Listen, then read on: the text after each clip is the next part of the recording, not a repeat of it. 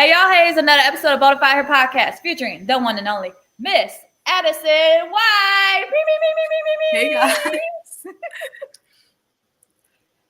I had to give that great introduction. You know how to make sure to get energized, but like yes for the intro for the our guest. I have to. So. Yes, absolutely. How you doing today? I'm doing good. How are you? You know, we're blessed to be alive. It's another day, another Sunday here, awake. Hello. So, so, so let's get to it. So, Miss Addison, can you tell us like your sports journey to how you got to where you are? Yeah, of course. I started out playing a bunch of different sports. I played soccer, track, I did some swimming, I did some gymnastics, and I did those like all throughout elementary. And then I when I got to high school, I was really like focused on soccer and track. And I thought that I was going to go in soccer, and I did a lot of recruiting for soccer. But eventually sophomore year track like totally chose me. I feel like it's a sport that definitely chooses you. And so yeah, I was finding myself at state in track, and I was like, all right, this is definitely taking off. So I just took it and ran with it. And now I am here at Penn State running. So We hear about it. Yeah, yeah. So, Penn State is such a huge school, especially in the Big Ten. You know, they're really big for like say football and basketball. Do you hope to see more people get in tune with track and field, especially for Penn State with such a big like reputation with their sports program? yeah, I would say Penn State is definitely a big school in the Big Ten, definitely a big competitor. Um, I know we've had a few additions with the Big Ten. We've had USC, Oregon, Washington, um, and I would say those have definitely increased the competition, especially on the track side. So yeah, I would say that this is a good school to compete at. For sure. And what would you say, like from the sport that you're at, that you participate, what would you say are some of the misconceptions when it comes to the competition in the conference that you're in?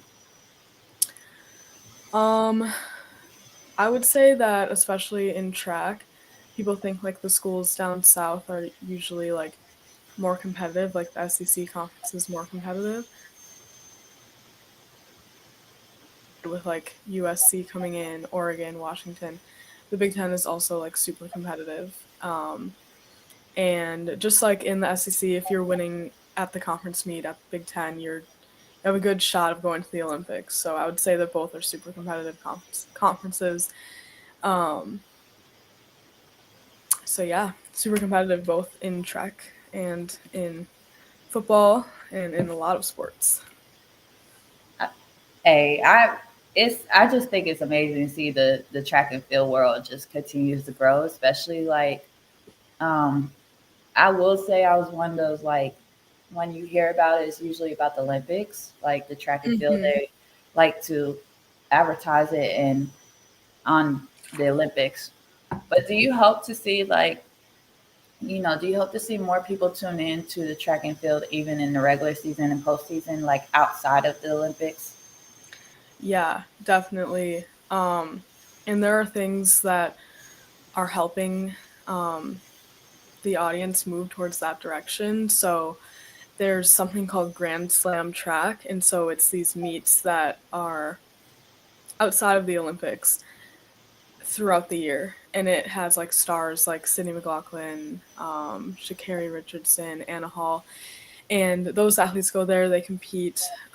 They bring their fans, and then those meets provide them an opportunity to gain money. So there's prize money there, um, and so they compete at those and and get money, but also it increases the sports recognition outside of the Olympics because definitely it's super big in the Olympics, but um, continuing to get that audience throughout the year is super important to grow our sport for sure, especially in the US.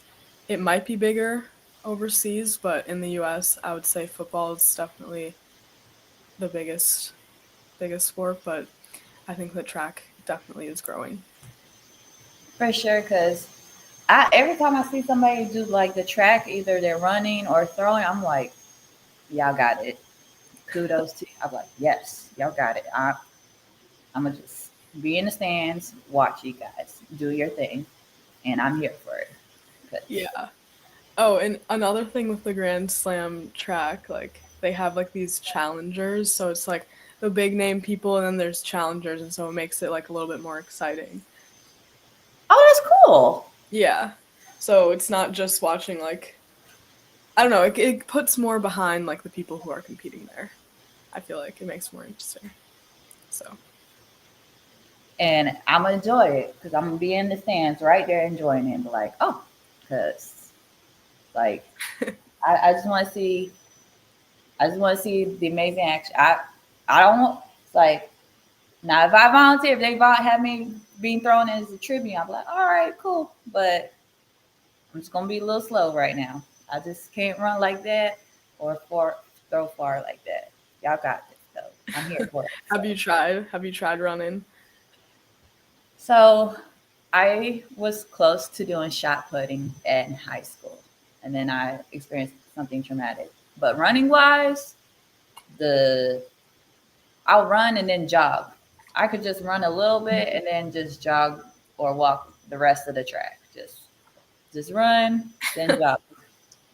The whole mile assignment for high school, even though they said it's a thing you got to pass in PE, I said, you know what? I'm gonna just jog, try to jog, then walk. I just need this grade.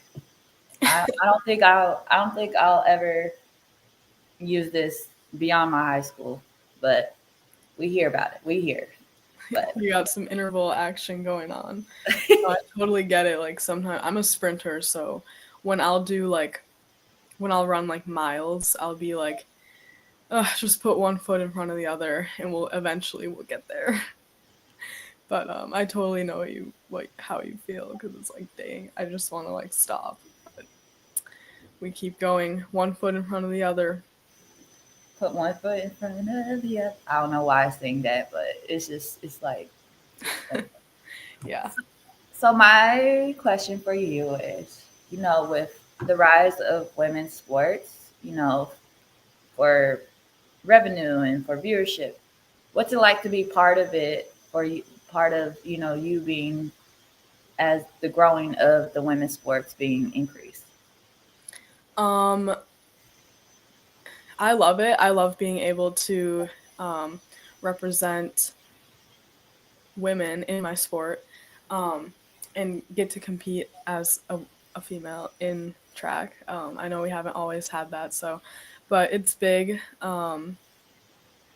Obviously, like when I compete, like I'm representing more than myself, and so to be able to represent at a high level is really important because I mean, even just going back to my hometown, the young girls there, they'll like see me. When I was there, I feel like I was more impactful because people could really like see me competing and like everything. I mean, they definitely see me here, but I just remember being back at home and like the younger girls knew like some of them knew who I was and I could like help inspire them or give them tips to like keep going, keep them motivated, keep striving to be the best they can be. Um, I think it's really important to have role models like that because up to the people who were in college or were doing really well in my state and like I wanted to like be like them and so I worked really really hard um, and I would say having people to be leaders and stuff like that and help encourage young women to keep growing and keep competing is really big because the more young girls that we have doing that, the more young girls we'll have in sports. The more young girls we'll have in women's sports, the more competitive it gets, the more interesting it gets to watch, um, and hopefully more people will then be watching women's sports too. For sure, which leads to my question. When it comes to representation, especially women's sports, you always have someone that you want to look up to, or people looking up to. Um, how important is representation when it comes to women's sports, both on and off the field? I would say it's super, super important because um, it's important to have women also striving to be really big in their sport. Um, and as we like see like big names like Caitlin Clark, okay, like inspire a bunch of young girls to get out there and like start trying sports. Um, it totally increases the number of women that are in sports and that like has a domino effect because the more young girls are in sports, they're going to encourage other young girls to go into sports. Um, and then we'll have even more representation because there's more women in sports. So it's like it's going to keep increasing, and I think that's really good. I think it's going to be really impactful. And I think NIL also in college sports is big for that too because women get an opportunity to represent themselves and um, get more people watching them too through that. So I think that's really good too. For sure, because I have seen so many when it comes to NIL deals, like if say somebody sees like, oh, their favorite athlete, their favorite woman in sport or female athlete promoting something that's through the NIL, it's like you see more people going to get that brand because say a lot of them are female athletes that promotes it. So for you, how impactful has the NIL been for you? It's been really cool because it's taught me like how I want to represent myself online and how I can use my online presence to promote like a certain message. Like, yes, I'm an athlete, but also I do a lot of schoolwork. Um, and so it's and just like knowing that there are other athletes that like young girls who are like who are also like really academically challenging themselves, but also challenging themselves um, out on the court, the field, the track, to know that like there are other people who have been really successful doing that too at a higher level. I think that that can be really encouraging. So yeah, so NIL, um, being able to like promote stuff like that is really big, really big. Absolutely, because NIL is for everybody for sure, and you just see a lot of like people taking. I just hope to see more people take the opportunity because those 4 years in college are going to go by fast, and if you don't take advantage of it, especially whether it's content creation or building like the community, it's going to go by fast for real. So Yeah, and I think you learn like good marketing skills too, um, through that too, which can help you if you're going into business maybe. So absolutely, especially like you're able to have your own like you can have your own merch line, you can have your own business, and it helps you like see like what type of audience say your business will attract, or just the people that around you that will help you. yeah, So this leads to my question. I always say that athletes are humans first. So as an athlete, how important is mental health to you? I would say mental health is super important. It's super hard to compete at your best when you don't feel your best mentally. Because you can do a lot of training, but it all comes down to how you perform in the moment. And so for track, it's really important because you have like a little bit of time to go and do something you've been training months and months and months for. And so it's really important that you're locked in mentally, but also that you're healthy mentally because it's hard to lock in mentally if you're not healthy mentally. Um, and yeah, I would say mental health is super important to get maximum to perform at your absolute best. So definitely don't be afraid to use your resources if you have them as an athlete and you need them, definitely use them. Do you hope to see more people, especially in the athlete world, speak about the importance of mental health? Have I seen more Do you people? hope to do you hope to see more people in the athletic world speak up more about the mental health? Yeah, definitely. Because it can be hard to talk about. Um, but like definitely, like there are when people do talk about it, it makes you feel recognized and can help you through what you're struggling with. Um, I remember seeing, I think it was a Nebraska volleyball player, and she was at like a really big stage, and when she would mess up, people would basically harass her online, and that messed with her mental health. And so putting recognition on that can help maybe prevent that from happening, but also if someone is going through it, they can feel stronger going through that, feel supported, and won't feel as alone. For sure, because people get crazy over sports. Like it is like if, and I think you were talking about, and I could be wrong, Harper Murray from the volleyball Yeah, yeah, tournament. yeah. Yes, Harper Murray. Yeah. Yes, I was like, I was wondering if she was talking about her because like Nebraska, I was like, that's the only Nebraska volleyball player I know of. So, but I mean, they have a great volleyball program, but it's Penn State actually has an amazing volleyball program, but they have an amazing track. Hello, the Big Ten has great, but to me, I feel like people forget that athletes like they have feelings and emotions just like everybody else, and the fact that like fans go crazy if say the athlete doesn't hit their parlay or if they mess up, and it's like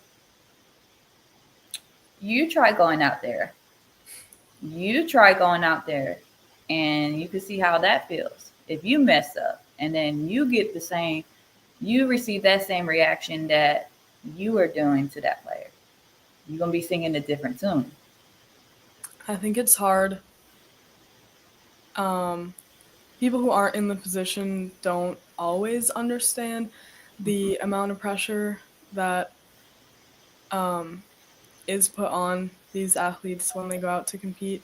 So, I mean, you gotta trust that we know, like, Mm-hmm. we know how, like, you want us to win badly, but we want it probably 10 times more. Like, we're there every day in the gym. Like, we want to have that success a lot too.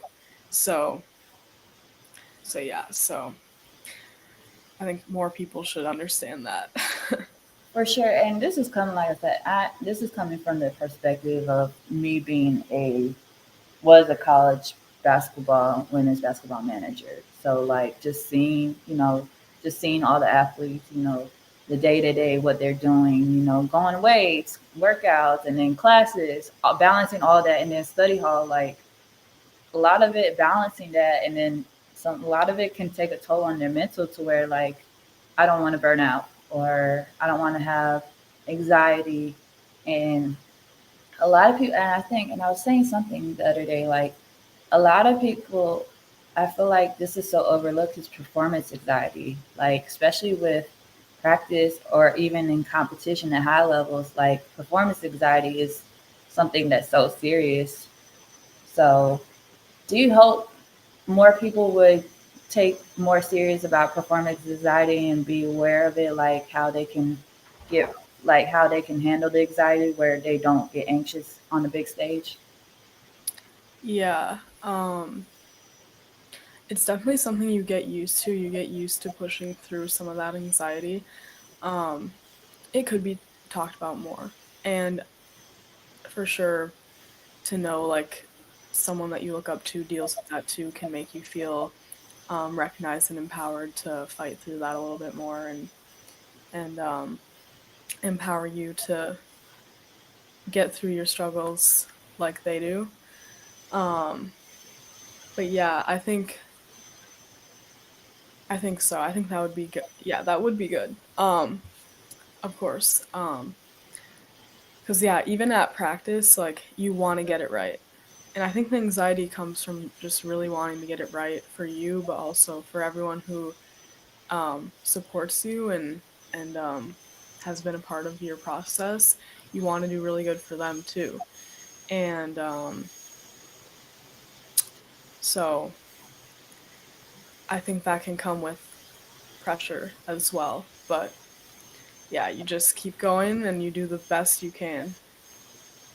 For sure. Because, hey, I always say, I always say this on my channel, like, you got to take care of you first. Because you and your you got to take care of you and your well being first and do what makes you happy and do what's best for you. Because it all starts from you. Like, so, but Hmm. this leads to my question is if there was a word or phrase to describe your journey so far, what would it be? One word It could be any word. It could be one word, it could be multiple words, anything. to describe my journey, I would say um, intense. I would say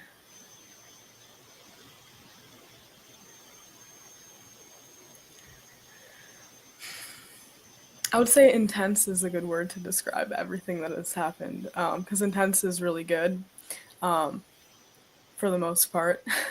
um, just like every day training with that intensity. Um, oh, intentional. Everything being very intentional with what I want to do, how I want to do it. Um, every day at practice, bringing that intensity and being intentional with what I'm doing. Um, making sure that I record certain things that I learn that day, bring them to the next practice, so that we're building off of that, so that we're not going back. We're building off of something that we've been working on,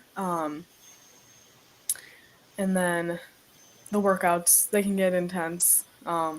But you know what? We it's like it's kind of fun that it's intense. I mean, um, that's being at a high level.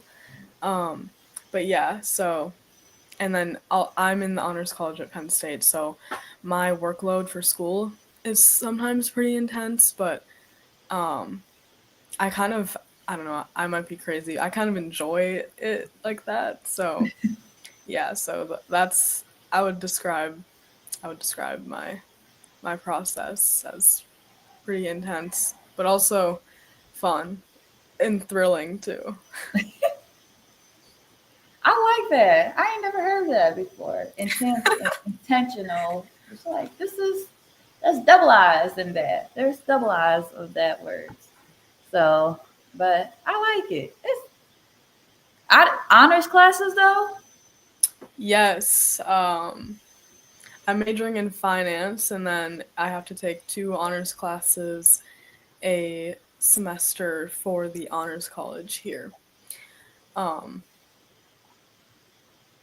and so yeah, so those classes are basically more challenging, a lot of conceptual stuff that you have to Oh, figure out. So. conceptual, like the critical thinking and everything. Like, Mhm. Mhm. oh, I don't miss critical thinking. I don't miss doing the critical thinking science. Well, actually, the only assignments I don't miss is like those papers, and then you have to turn it in at 11:59 p.m. Oh my Like, god. Yep, those sometimes are turned in at 11:59 p.m. Sometimes 12:01, and then I have to send an email. I'm sorry. I tried to. It's like my internet went crazy. It crashed. My computer crashed. Like, or I just got back, so I'm trying to get everything, and it just like, please accept this. Like, please, like, I cannot. Everything is crashing. Hey, sometimes computer can crash. And you try to do something and it just crash. And be like, At man, the wrong times too, every time. yes, like, oh, it's like this is not. It's like this is like this can't be life. Like this can't be life. This can't. But Yeah, I don't miss those 11:59 p.m. deadlines. I don't. But I don't miss the group projects. Do y'all have to do group projects? Yeah, I like the group projects. Being in the honors college, it's nice because the people actually do their work. But Oh, yeah, okay. So you got the good group projects. Okay. most of the time. Sometimes it gets a little bit interesting, but most of the time people do their part. Majority of the times I've had group projects, it's always like that one or two people that do the work, and everybody else just like, all right, we'll just talk and then look nice and like, where was your contribution? Contribution. Ooh, I said contribution wrong from earlier. This is my blooper for the day of this podcast. My podcast is raw real. I'll have there's moments, there's bloopers. So I just letting you know. So it happens like that. So so, but then again, sometimes you have bloopers in life. You're like, oh, you know what? This makes life a lot interesting. So Yeah, definitely makes it more interesting. I always ask my guests this question, and before I ask that, my question for you is, what is a goal for you for this season that you want to accomplish both on and off the court, off the field? Um, a goal, like athletic goal or just overall goal. Either or is fine. I would say an overall goal is just like keeping in mind that I'm representing um, more than just myself on and off the track. So on the track, I'm representing my family, my everyone who has supported me, my school, all of that on the track. I've been growing in my faith, so representing God on the track. Um, and then off the track, I'm still representing my team, family, and everything. Just keeping that in my head, making sure that that keeps me um, being like the best version of myself, pushing me to be the best version of myself. And then another goal, like track goal, I really want to make it to the U Penn meet this year. So if I can qualify for that, that would be awesome. That's one of my goals for track. Oh, you better vision and manifest it, man. You will see if you can see it. You better believe it. You know. If you see it, believe it for sure. Like it's like I see myself. I will do it now. So Yes. man. So I always ask my guests this question, which bonafide means authentic unique. So what makes Miss Addison White bonafide, and what makes your story stands out? I would definitely say my discipline and my consistency and then my resiliency definitely helps me to stand out every day, just making sure that I'm disciplined and doing the best I can do every day. When I get knocked down, like I get back up. I mean, success is not always like perfect, and so it really depends on how many times can you get knocked down and then get back up and keep going.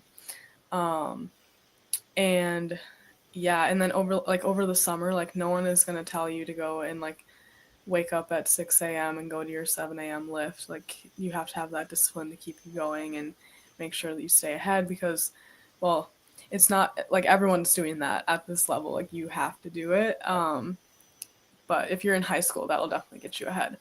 Um, but yeah, so no one's gonna tell you to do that. So discipline, resiliency, um, and what was the third one? Discipline, resiliency, and consistency.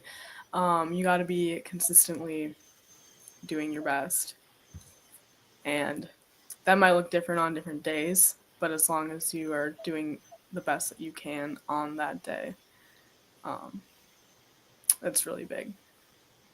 Ooh, we love to hear it. Yes. Consistency, resilience, and discipline. Ooh, Resilience, I've heard a lot of resilience. That's like that might be the word of the year so far for this podcast. It's like I've seen it. I've heard a lot of people say resilience. Like I like that word. I like that word. I do too. I like that word a lot too. It's a good word. It Really. is. It's like it's so. It's like it's like the. It's like it's strong. Like it's like you strong with it. It's like you just push through with it, which makes perfect sense. And then consistency, like consistency, and then discipline. Like discipline is like I ain't gonna lie. Every time I hear discipline, I think of like a scripture from the Bible about discipline. Like, oh, this is when you know it's like for real. It's like so, but yes, I those three words best. That I like that. Go ahead, girl. Thank Go you. ahead. Yes. So, Miss Addison, can you let the viewers and folks know how where they can find and support you if there's any upcoming events happening? Yes, on Instagram, it's literally Penn State and then TF for track and field. My Instagram is Addison W10. So Addison spelled like it is here, and then just W, and then 10. um, so yeah, if you want to go support me, give me a follow.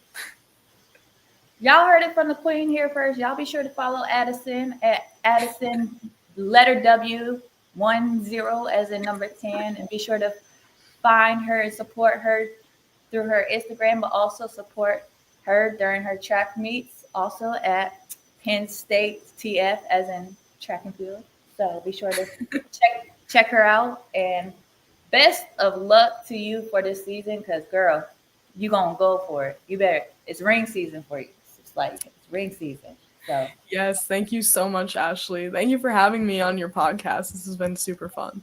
of course, I'm here to spread the joy and the stories, to bring the light to everybody's stories, to provide the best I can be for actually provide the best platform for everybody to share their stories, because every story has an inspiration behind it. So, but big shout out to Miss Addison White for coming on the podcast to share your story. You can check out the live replay of Bonafide Her podcast, episode 182, right after this. Thank you guys for tuning in. Peace.